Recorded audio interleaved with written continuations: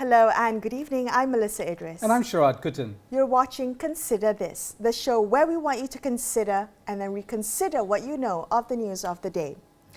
The Centre to Combat Corruption and Cronyism recently launched a report titled Foundations and Donations, Political Financing, Corruption and the Pursuit of Power. In the report, it explored political funding through donations in Malaysian politics. It also explored the various methods in which politicians exerted control over foundations, or Yayasans as we know it here in Malaysia. And it also raised questions about the nexus between policies and selective patronage. So in the report, it had case studies involving prominent politicians, among which Najib Razak, Zaid Hamidi and Tengku Adnan. So let's discuss this report. Joining us on the show tonight, we have from the C4 Centre, its Executive Director Cynthia Gabrie, as well as Terence Gomez, Professor at the Economics and Administration Faculty of University Malaya. Welcome to the show. It's good to have you here. Now, I would like to begin by asking Cynthia you a little bit about the genesis of the project, how C4 came to be involved in it and how it relates to other C4 projects.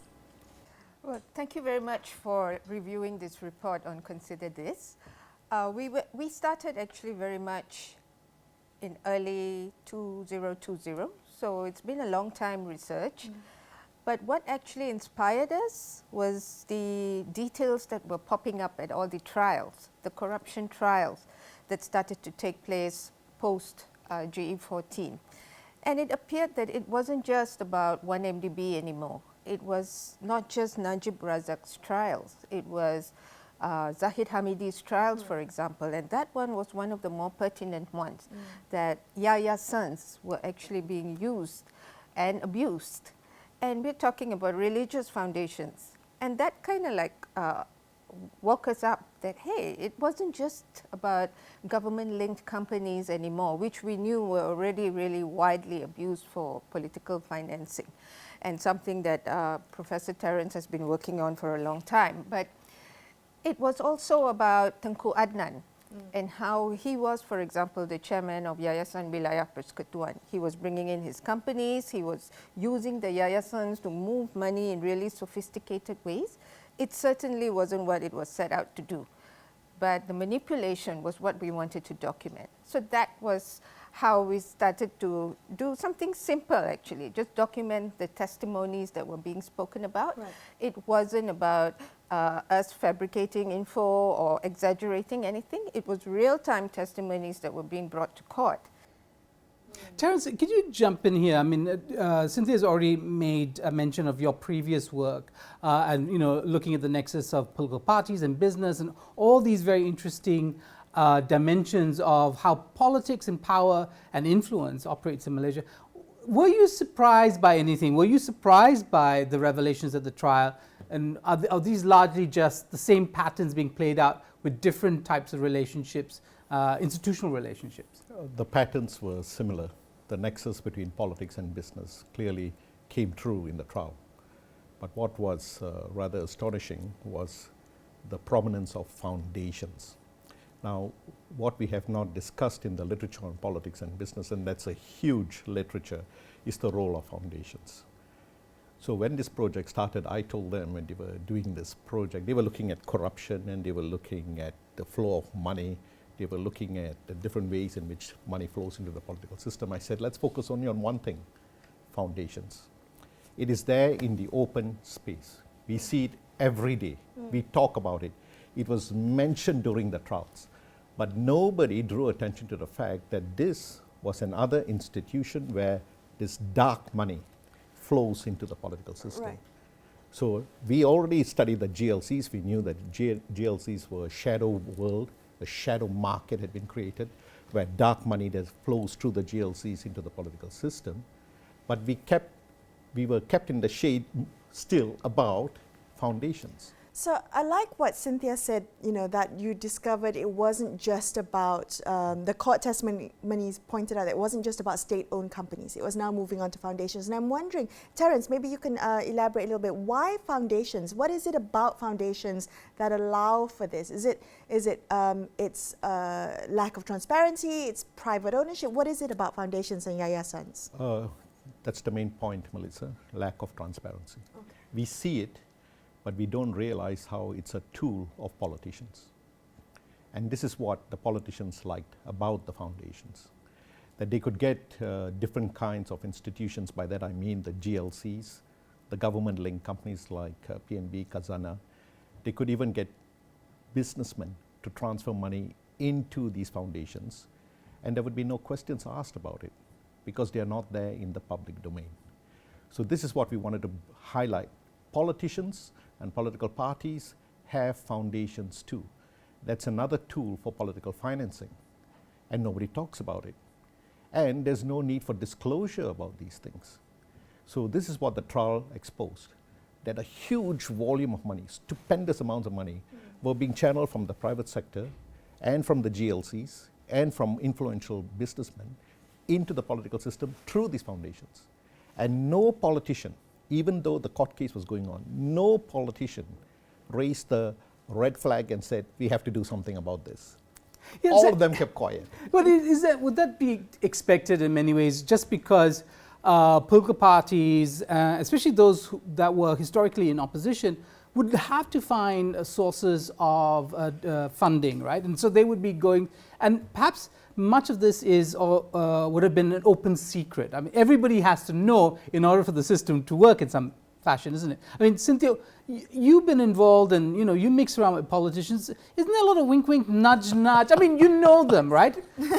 So in the sense that, it's like in any ecosystem in life world, if you go and you meet people, they tell you how things operate. Well, let's set things straight first. I think it is a common fact. It is something that we all understand, that politicians need to find money to run their political parties and the political party activities. So that's a given. Now it's how they find the money. And it's very, very important to actually establish sources of funds and how that money is actually utilized. Right. So here is the element of transparency, which is completely lacking in our country because we don't have a political financing act. We don't have an asset declaration law, although during Pakistan's time they tried to introduce a policy which was only halfway there. And most importantly, we don't have institutions which are independent enough to scrutinize the lack of check and balance. Well, I want to come to the issue of reforms a little bit later in the conversation, but coming back to what the funds are being utilized for. You mentioned earlier that yayasans and foundations are often set up under a religious banner, right? How do we know that money or donations given to yayasans and foundations are being used for political purposes?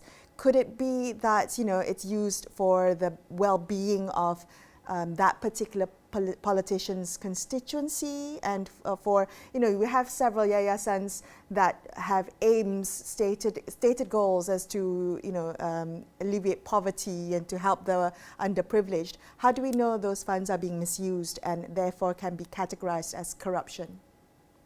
Okay, well, for most of these yayasans that we studied, they are either registered as companies or societies. Of course, there were some that we were quite startled that they were registered as neither and were still receiving millions of funds. So there is a need to have stricter enforcement in that regard. But as far as the utilization of the funds are concerned, there was one case study, when you look at the report, that the religious foundation, or the foundation that was actually set up to carry out social and religious work, was actually then targeted at the constituencies of these two politicians. Not your constituency or where I vote, etc., but only towards these two. So then the question is, how come? And whether that would be something to scrutinize further and to question. So is a matter of investigation to actually see whether they were being completely transparent when they submit their report to the ROS and all that, or was it just halfway through because they were set up for a particular purpose, but eventually some of the money got divested into personal interests or for political party interests. So I think we wanted to catch and document that whole scenario, which is completely grey. Right. Terence, I understand that Lalita Kunaratnam was one of your collaborators. Was it difficult to find the data, the money trail? Is it available? Do we have legislation, is it like Freedom of Information Act, that enables us to do, or enabled you to do the kind of work that you're doing in this particular research? It was extremely difficult. In fact, when we launched the report, I stated clearly this is only the tip of the iceberg. And if you read the report, you will see that we already listed a whole range of foundations which are being used by politicians. To get detailed information on these foundations, we found there was, as Melisa said earlier, there's little transparency and there's little need for them to even disclose where the money is coming from. But I would like to touch on a point that Melisa raised to Cynthia about where does the money go. This is why politicians love the foundations. When the money comes in, one, as Cynthia said, it goes for their constituency work, but it also goes into the larger picture of the politics of patronage. Now, in UMNO, for example, and we saw a lot of this in UMNO, if you want to consolidate your position in the party, you need to practice patronage. So how do you practice patronage? You channel money into the hands of the grassroots. Now, what this foundation has done is, why these foundations have flourished is precisely because the way politics of money has also mushroomed in this country. Yeah, but Terence, I want to ask you this very quick follow-up. It's very clear what politicians want this money for, but the people giving money to the politicians, yes, what do they want in return? I think it sounds like a very basic question, but yes, really, what do they want? This is where the quid pro quo comes in. When a businessman gives a particular fund to a particular foundation, it is very clear from the reports too. If you look at the case of Zahid, when they gave that money to that foundation, they were expecting the government to give them a contract. This is where the quid pro quo comes in. We have also got prominent foundations in the sense that they are controlled by very powerful business people. They also give money to these foundations. Why? Because these foundations are owned by businessmen who have secured enormous rents from the government too. Now, all this is not seen.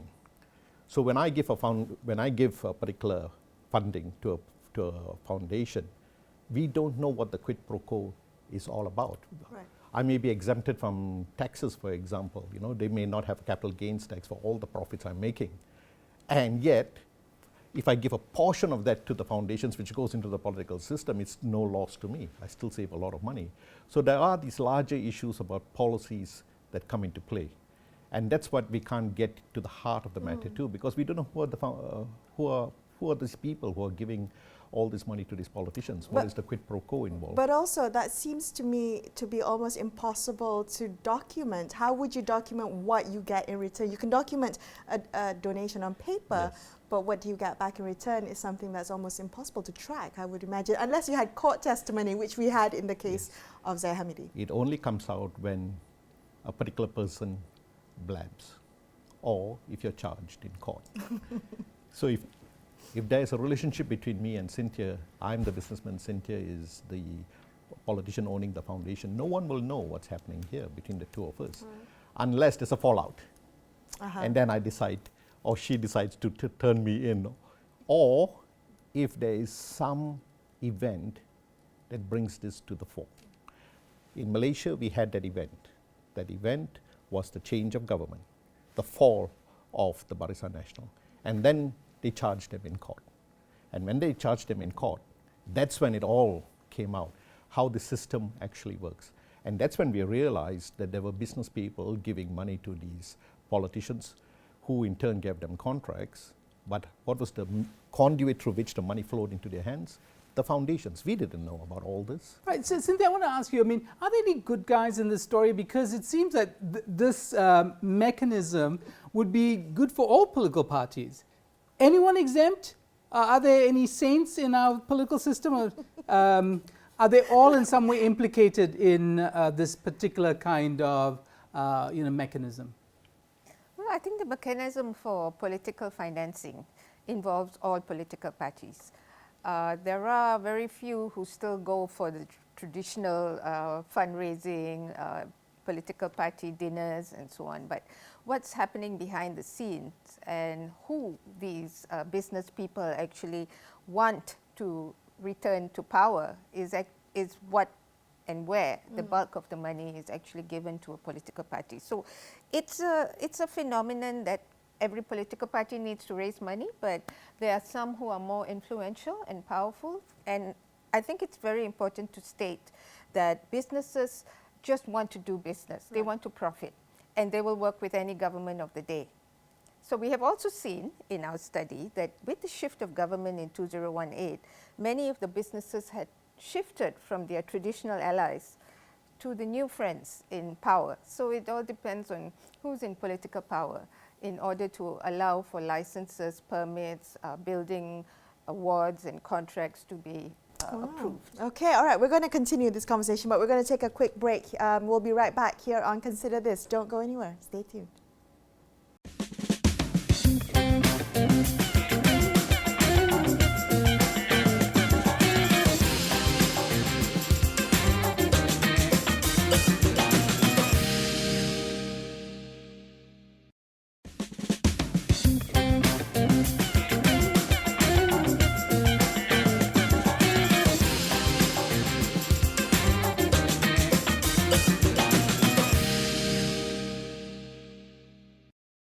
Welcome back to Consider This with Sharaad Kuttan. I'm Melisa Idris. Let's continue our conversation with Cynthia Gabrie from the C4 Foundation, C4 Centre, and Terence, Professor Terence Gomez from the Economics Faculty of University of Malaya. I almost slipped there talking about foundations. Yeah. And who's funding you? Okay, but that's maybe another question. We're talking about foundations and donations and political financing, that nexus. Let's come to Cynthia because of the report that was recently launched. I'm wondering what the feedback has been.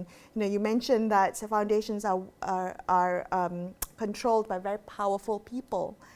Powerful people have a lot of power and influence. Have they come back to you and said, I don't like to see my name in this report, and upset with the findings that you've had? What has been your experience in the past couple of weeks? It's been 10 days since we launched the report. It's been quiet with the big players on the case studies that we highlighted. But we've had one that I think was quite public in the news, and this one was linked to the Selangor state government. So they That's Yayasan Warisan Anak Selangor. Yes, Yawas. that's right. So it is meant for welfare work for Selangor residents and so on, poor Selangor residents. So they were... Were there others that were quietly unhappy, Cynthia? Yes. So Could you name some of them? Well, should I? But I would say that one among the 7 case studies weren't very pleased with their name being mentioned. But it's also important for us to state that we are an independent, non-partisan group. So when we found something, it was really very critical to highlight the fact that even those in the opposition or formerly in government and who had promised political financing reforms were also using the same old tactics that worked to get money. And that itself showed how much we really needed to transform the system, you see.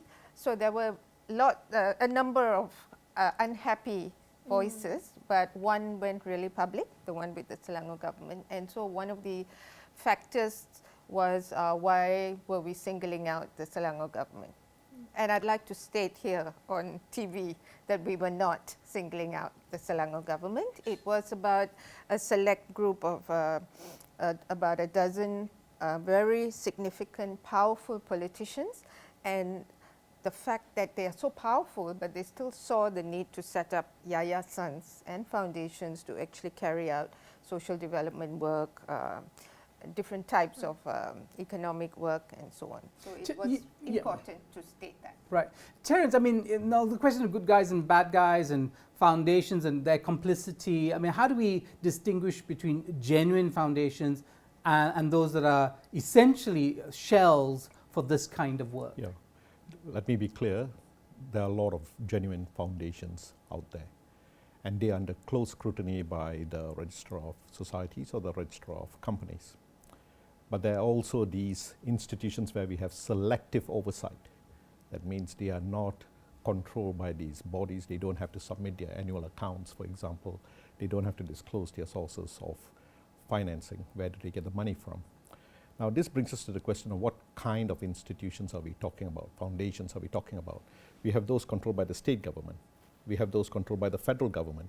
And within the federal government, we can break them down to ministries. Different ministries also control foundations. Then we have the GLICs. They too control foundations. We have GLCs who also control foundations. Then we have the privately owned foundations. That means politicians in their private capacity also control foundations. And then we have the family foundations. Family foundations here, I mean families of politicians too, who control foundations. So we are talking here about a whole slew of foundations. And all of them seem to be sources of patronage or sources of funding for the politicians. And this is why this is a real shadow world, and this is important for the politicians because they can channel money into the political system. If it's a government foundation, they can channel concessions through the foundations to their constituency, as Cynthia has just mentioned. There's a lot going on here outside the public eye. Much of it may even involve public resources. These are things that we wanted to bring into the public domain. There's a lot of talk today about a political financing act. If we are doing a political financing act, are they looking at this shadow world? Are they even looking at the GLC world? The GLC world is already bad. We have documented the nonsense that goes on in the GLC world. Now, what about this world? How bad is the political financing situation in this country? How do we tackle that without hurting the genuine foundations, the Yayasans that are actually doing good work socially and for religious issues? How do we make sure that we're not putting a blanket stop for foundations? Cynthia. Well, it's certainly not to put a blanket stop because Yayasans do have a role to carry out different welfare types of work and so on. But it's about accountability. It's about transparency. And there was a suggestion made at the forum when we launched it that there should be some kind of accountability headed towards Parliament, some kind of parliamentary reporting mechanism, or that they should even be made statutory bodies. So they have a different way of being accountable rather than politicians having a direct say into how foundations are run, etc. So it's very important now not to demonize all foundations or Yayasans, but it is also very critical to actually develop systems to ensure better check and balance. Okay, Terence, I want to ask you, if we turn off the spigot for politicians in this particular way, they've gotten money, won't they just try to find some other way? I mean, we have a deeper problem, do you think? Yes, there is a deeper problem. And this comes back to the question that Melisa just posed to Cynthia. It's about institutional reform. What kind of institutional reforms can be introduced to ensure devolution of power to these institutions to monitor these kinds of foul play, if you like, that's going on? Because you're right. You leave it to the politicians. They will find a way to get money into the system because politics runs on money. You need money for these activities. But in the current system, there are two institutions that oversee foundations, the Register of Societies and the Companies Commission of Malaysia. Both these institutions are controlled by ministers. So ministers control the institutions that oversee the foundations. That's why you have selective oversight. Now, these are the things we want to change. If ministers control the institutions that oversee the foundations, then you can rest assured this practice is going to carry on regardless who's in government. What happened to this institutional reform when Pakatan came to power? Pakatan talked about institutional reforms. It was in their election manifesto. Did they look at all this? And don't tell me they didn't know about this. They didn't know about this system that was in place. After all, they too used the same system. So the institutional reforms that they introduced could also be selective. Now, this is what we are trying to bring into the public domain. We are giving an institutional architecture. Where does the power lie? Who has the oversight? Now we reform the system. All right, Terence, Cynthia, thank you so much for being on the show. Unfortunately, we've run out of time, but for everyone interested in reading more about the report, you can find Foundations and Donations, Political Financing, Corruption and Pursuit of Power. That report is available on the C4 Centre website, so you can read it, go through all the information there. We want to thank our guests for being on the show tonight and sharing the findings of this report. Thank you for your time. Thank you for having us. Thank you. Thank you. That's all we have for you on this episode of Consider This. But before we leave you tonight, a quick reminder that you can get all the information on COVID-19 vaccines on the Astro AWANI website as well as the Astro AWANI app. I'm Melisa Idris. And I'm Sharaad Kuttan, signing off the evening. Thank you so much for watching and good night.